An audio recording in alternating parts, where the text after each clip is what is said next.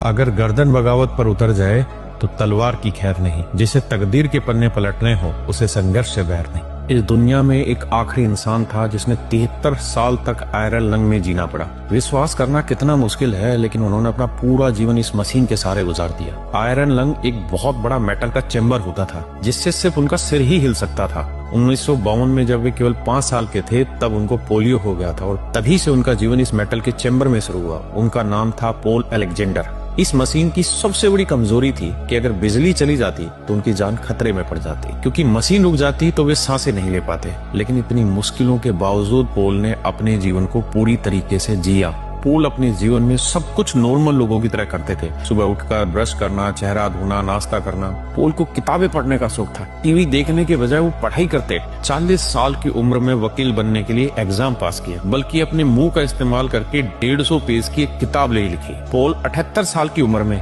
2024 में गुजर गए। उनसे एक बहुत बड़ी चीज हम सबको सीखने को मिलती है। जो लोग छोटी छोटी समस्याओं के कारण अपने जीवन को खत्म कर लेते हैं, उन्हें ये समझना होगा कि ये जीवन बड़ी मुश्किल से मिला है। इस जीवन चक्र को पूरा करो, चाहे कितनी कठिनाई आए, लेकिन रोज लड़ो, फिर आगे बढ़ो और जीवन चक्र पूरा करो।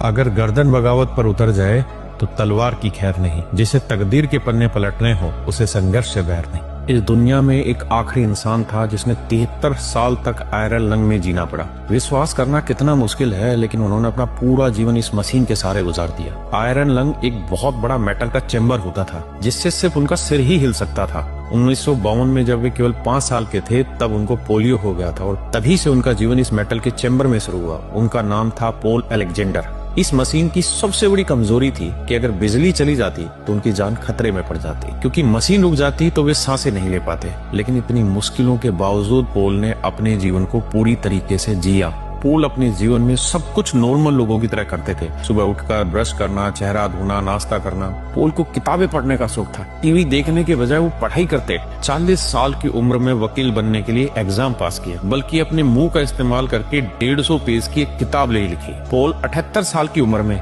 2024 में गुजर गए। उनसे एक बहुत बड़ी चीज हम सबको सीखने को मिलती है। जो लोग छोटी छोटी समस्याओं के कारण अपने जीवन को खत्म कर लेते हैं, उन्हें ये समझना होगा कि ये जीवन बड़ी मुश्किल से मिला है। इस जीवन चक्र को पूरा करो, चाहे कितनी कठिनाई आए, लेकिन रोज लड़ो, फिर आगे बढ़ो और जीवन चक्र पूरा करो।